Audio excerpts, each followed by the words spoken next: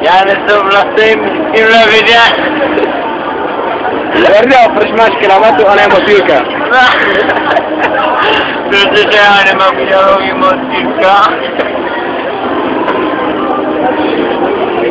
Jo, tyhle ty jsou z něj úplně vytlemený.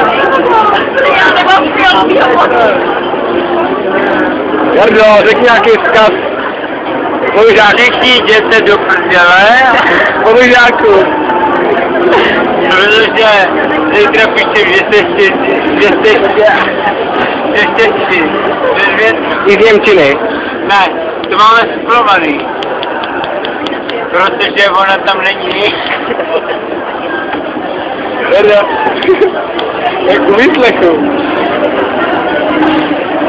Němčinu máme suplovanou, pak máme všichni hodiny píšeme.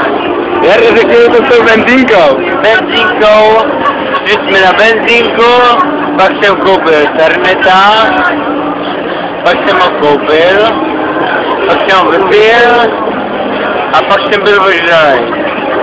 A to máš na sajtě?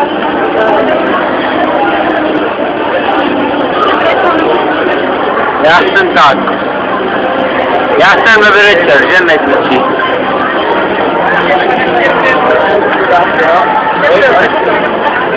Hej, my se,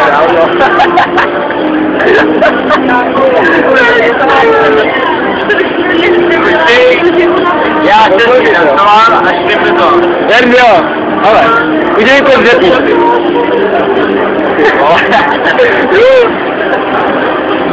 Jeden.